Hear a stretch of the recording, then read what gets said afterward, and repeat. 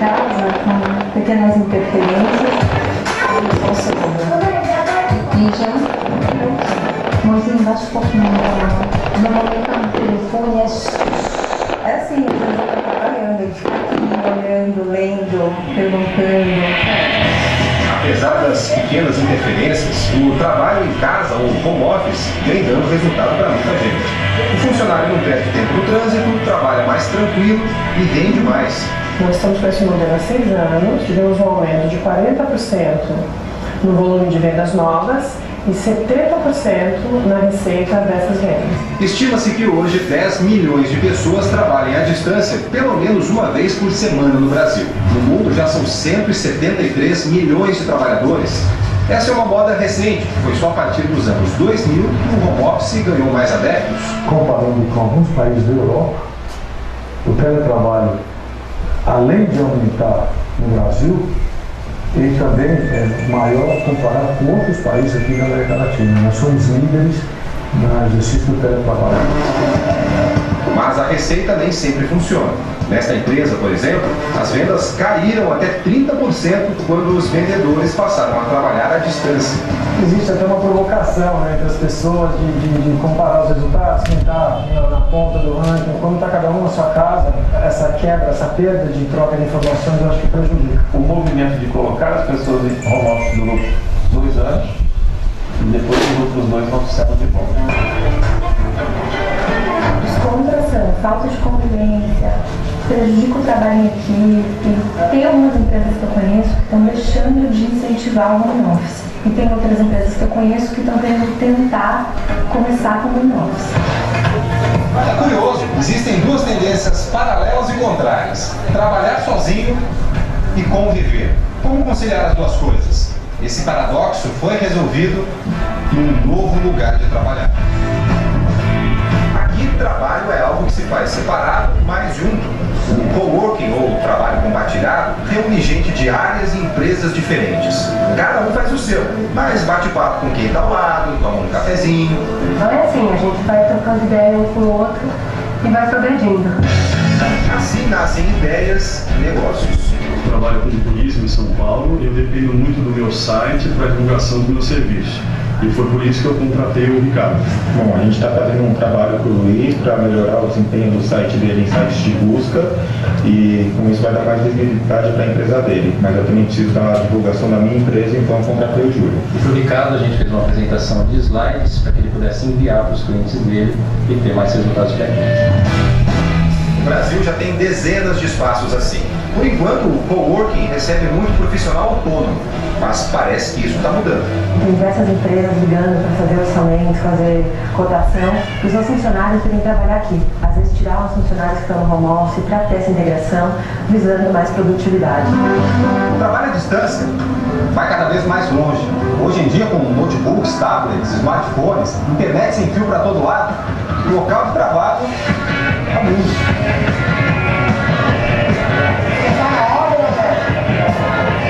Entre um e-mail e outro, a gente toma uma cervejinha, dá um mergulho no mar, a gente aproveita, né?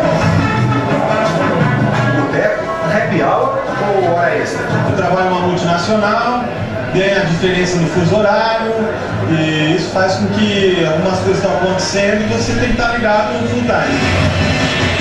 A saída da empresa é quase um faz de conta. Tá fazendo o que com o celular aí, Miguel? Continuando no trabalho, o pessoal arrozinho lá dentro. Entre a vida profissional e a pessoal, uma baita promiscuidade. A minha esposa me deu uma regra, que não tem espaço na nossa cama por 3 itens, que são eu, a minha esposa e o meu laptop. Então ela falou, olha, ou nós 2, ou você e o laptop vão pra sofá, porque os 3 aqui não cabem na cama.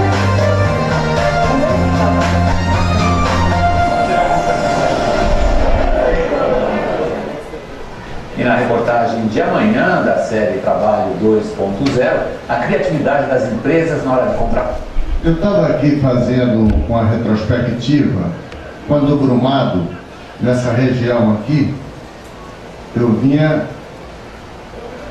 fazer piquenique no hospital. Não estava construído, a gente vinha fazer piquenique. E eu estava fazendo uma outra retrospectiva, em 79, quando eu entrei no Banco do Brasil aqui em Brumado, como é que a gente trabalhava. Naquela época, gente, tinha uma coisa fantástica para se arranjar namorado e namorada. Bastava você ter o certificado de datilografia e ter um emprego fixo. Olha que bacana, né? Hoje, já se passaram 30 e poucos anos, muita coisa mudou. E prestem bem atenção nessas duas palavrinhas: habilidades e competências. Vamos lá, por favor, Cléber. Não há nada permanente exceto a mudança.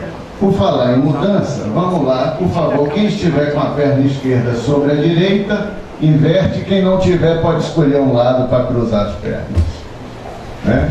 Como todo mundo aqui gosta de mudança, vamos começar com pequenas mudanças, né? Se fazer uma pequena mudança como esta já é difícil, imagine grandes. Então, por favor, descruzem, pode cruzar por cima da outra agora.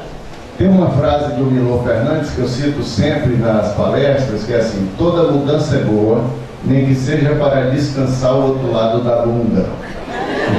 A frase é do Milor Fernandes. Se nós, às vezes, resistimos mudar o lado do bumbum, o lado da cama, vocês podem chegar hoje, esse final de semana, meu bem, tem um maluco aí que diz que é para a gente trocar o lado da cama, você dorme do lado esquerdo, eu vou dormir do lado direito, isso aí dá problema. Imagine grandes mudanças que vêm por aí. Mudar, essa é a palavra de ordem, e parece fácil, mas não é. É muito difícil mudar. E o Brasil está mudando, o Brumado está mudando, graças a Deus, e mudando para melhor. Então, as novas formas de trabalhar, impulsionadas pela tecnologia, é que estão criando o trabalho 2.2, e provavelmente daqui a 4, 5 anos, o trabalho 3.0, 2.0 e 3.0. Então, gente, tudo que nós estamos vendo ali já está acontecendo. A Unopar, a presença da Unopar aqui, se deve, entre outras coisas, à evolução da tecnologia. Ou seja, no momento em que eu mexo na tecnologia, que eu melhoro a comunicação, o que vai acontecer? Há um impacto muito grande. Tivemos a era do rádio, tivemos a era da televisão e agora a era da internet. Então, tudo isso que nós estamos vendo se deve a partir dos anos 90 com o computador pessoal e com a internet. E o mundo se divide em dois momentos: antes da internet e depois da internet. Então, essa mudança, esse divisor de água, é que está fazendo com que as profissões mudem radicalmente. Este homem aí, com cara de menino, já está com seus 50 anos, Bill Gates. Tudo começou com ele e com a sua equipe. A primeira geração de computadores era o sistema DOS, era horrível, né? Horrível, só mesmo quem gostava de informática é que podia dominar. Então, a equipe dele criou o Windows, quer dizer, os comandos através de janelas, de ícones, como a gente conhece, né, que você faz hoje com o dedo. Você vai em qualquer agência, e computadores também, você faz com o dedo.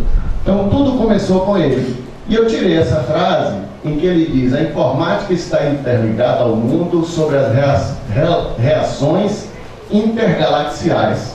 Quer dizer, o projeto nas nuvens, que você salva os seus arquivos nas nuvens, literalmente, e acessa de qualquer lugar do mundo. Olha que coisa mais interessante. Quer dizer que eu não preciso mais necessariamente ter um pendrive. Eu posso ter um pendrive, mas eu posso salvar nas nuvens. Aí eu venho para Brumado, tem internet, eu tiro das nuvens e trago para o computador. Olha que coisa fantástica. Quando você passa a ter mobilidade. Alguém aqui tem telefone celular? Não? Os primeiros telefones celulares eram interessantes, porque lá em Salvador eu gostava de usar. Eu tinha um PT 550, que era um pouquinho mais moderno, e eu ia dançar no Bambara. E a moda era o seguinte, você exibia o celular, então ele era grande, a gente prendia aqui no cinto e ele ficava piscando assim, feito um vagalume. E era bacana, porque aí a mulher já dizia, pô, esse cara aqui deve ser famoso, né? Porque ter celular naquela época você pagava para receber e para ligar. Hoje todos nós temos celulares e celulares fantásticos. Graças a esse homem que vem aí, a evolução do celular. Esse gênio, para mim, este homem, a visão dele de mundo é um negócio fantástico. Foi lançada uma biografia sobre ele, que eu recomendo que vocês leiam, que é sensacional. E ele inventou, reinventou principalmente o celular. Você pega hoje um smartphone, é um negócio fantástico. Não sei se aqui alguém trouxe um tablet, alguma coisa, mas tem, olha aí que bacana, né? Um tablet ali, ó, capaz de fazer coisas maravilhosas. E ele dizia o seguinte, as pessoas não sabem o que querem até mostrarmos a elas. Na época do celular, a maioria das pessoas queriam, sabe o quê? Telefone fixo, sem fio ou com fio grande, que aparecia nas novelas, assim, a mulher tomando banho de sol e na piscina, aí alguém dizia, fulana, para você o telefone. Então o telefone era fixo e tinha um cabo enorme. Então a pessoa atendia lá da piscina, então todo mundo queria o telefone fixo, né, com um cabo bem grande. Talvez não quisessem o telefone que nós temos hoje. E este homem revolucionou tudo em matéria de tecnologia. E ele dizia, pense diferente. Tem um comercial da Apple que diz assim, você pode discordar, você pode chamar de louco, aí vão aparecendo várias figuras. O que você não pode dizer é que você não foi impactado pelas ideias desses homens. Então, pensar diferente, pensar de maneira, pensar além do óbvio, né? Pensar além do óbvio.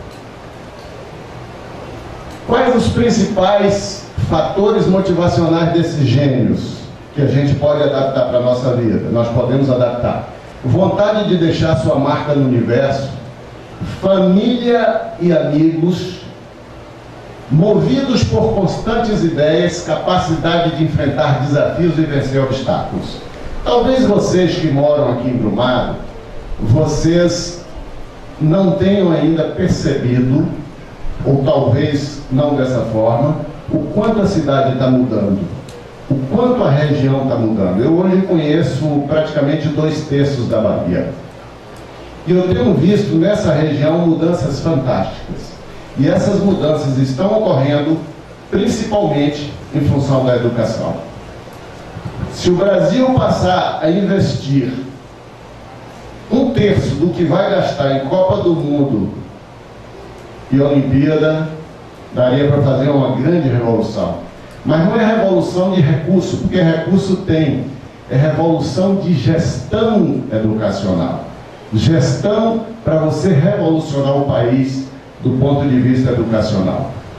Então, gente, ó, pensar em deixar uma marca, construir amigos, família, ideias e enfrentar desafios. O maior desafio de Brumado, na minha opinião, é serviços de excelência, qualidade no atendimento. E não é um desafio só de Brumado. Se nós melhorarmos a qualidade do atendimento e criarmos serviços de excelência, tem tudo para dar certo. Bom, vamos ver aqui quem é que sabe fritar ovo desse lado de cá. Por favor, quem sabe fritar ovo, levante a mão. Nossa Senhora, pouca gente sabe fritar ovo. Vamos ver do lado de cá quem é que sabe fazer café. Quem é que sabe fazer café? Muito bem. Então, gente, ó, as duas palavrinhas, habilidades e competências. Habilidade é tudo o que você sabe fazer. Se você disser assim, eu frito ovo, tudo bem. Mas frita ovo de que jeito? Imagine ali, por exemplo, em forma de coração, tá, pelo jeito ali está mole. Você gosta do ovo mole ou duro? Né? Tem gente que gosta de ovo mole, tem gente que gosta de ovo duro. Então, café, você gosta fraco, forte, com leite, cappuccino? O que isso tem a ver com as profissões? Não adianta se você é administrador. O que importa é o que você sabe fazer e o seu grau de competência. Se você é um empresário, seja qual for o tamanho, você tem que desenvolver várias habilidades. Não é só saber gerir um negócio, é saber também treinar, saber qualificar, saber vender, atender, negociar e por aí vai. Então não interessa a sua profissão, desenvolva habilidade, que é o que você sabe fazer, competência, que é o grau de acerto. Nós tivemos aqui, que nos antecedeu, seu nome? Simone Miranda e Amarílio. Amarílio. Simone e Amarílio. Habilidades e competências que se complementam. É isso que o administrador precisa saber. Ele precisa ter habilidades e competências que complementam com outras habilidades.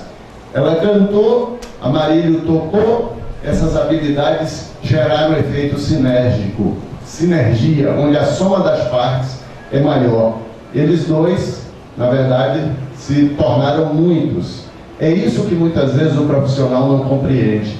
Ele acha que por ser médico, advogado ou qualquer outra profissão, ele sabe tudo. Ninguém nunca sabe tudo. Você tem que ter humildade para aprender com as outras pessoas. Às vezes o empresário acha, porque ele já tem 20 anos de diplomado, 30 anos, que ele vai ser bem sucedido nos próximos. Lendo engano. A sociedade está mudando, a competitividade está aumentando. Muitas vezes ele está perdendo o cliente para uma empresa da China que está vendendo direto da internet. Então pensem nisso. Vamos lá. Não pense no nome da profissão. As habilidades que eu chamo de kit de sobrevivência. Todo profissional, independentemente da nomenclatura, deve saber comunicar, atender, vender, dominar as tecnologias, negociar, relacionar e estudar por conta própria.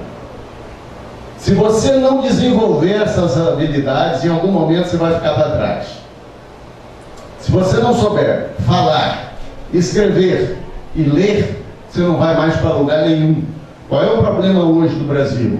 Você tem, inclusive nas faculdades, você tem um enorme contingente de analfabetos funcionais. Leem, mas não entendem. Não adianta. Se você lê e não entende, não resolveu. Então você precisa desenvolver a leitura e, a partir daí, você desenvolve todo o resto. Quem está fazendo aqui faculdade à distância? Por favor, levante a mão. À distância. Muito bem. Obrigado. Não adianta você fazer a faculdade à distância se você não estuda. Fazer para obter o diploma não resolve nada. É você se iludir. Então você precisa estudar, formar um grupo ali com 4, 5 pessoas para ir desenvolvendo competências. Muita gente vai para a faculdade só por causa do diploma. Não resolve nada. É ilusório. Então você tem que dedicar de corpo e alma. E aqueles que ainda não estão, voltem a estudar. Quando a gente volta a estudar, a gente revigora.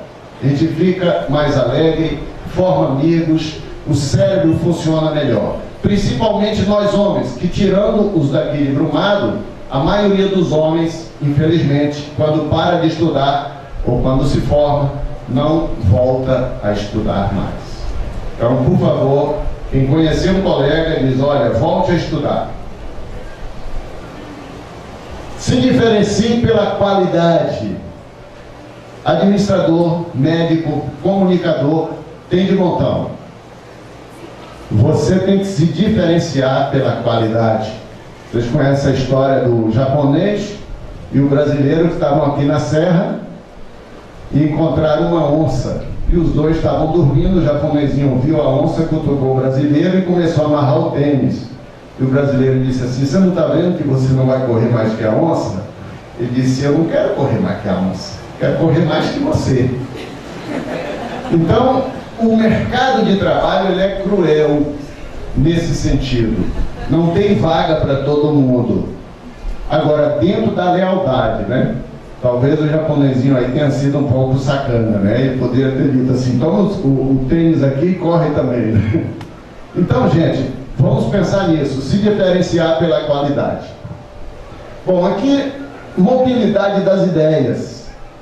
Produtos, eles são muito parecidos. Se você pegar hoje um computador, com raríssimas exceções, os computadores são muito padronizados, né? Então, o que vai fazer a diferença são as ideias. Pense no seu cliente da seguinte forma: de que maneira o que eu tenho dentro da minha cabeça vai ajudá-lo a vender mais? Porque não existe empresa que sobreviva sem vendas, sem cliente. Vender mais, gastar menos, né? E agregar valor. O que é agregar valor? Não pegue o produto na prateleira e simplesmente entregue para o cliente. Agregue valor naquilo que você está fazendo. Isso é que importa. Se você não for capaz de trabalhar com ideias para agregar valor, você não vai ser um bom profissional. E o administrador ele tem que pensar como se fosse o próprio dono do negócio. Ele tem que pensar o seguinte: eu fui contratado para administrar, mas ninguém administra sozinho. Você tem que formar uma equipe. E você tem que pensar no seguinte: o que eu faria se esse negócio fosse meu, independentemente de estar administrando? Pense como se fosse dono do próprio negócio. Porque muitas vezes a gente vai trabalhar e só faz cumprir horário. Lá no prédio onde tem a nossa empresa, são 640 salas. E eu noto, principalmente dia de sexta-feira, quando vai dando 6 horas, quase todo mundo desce ao mesmo tempo. Isso significa que meia hora antes já estava arrumando a gaveta. Então, se você trabalha só pensando no horário, você tem que mudar de profissão.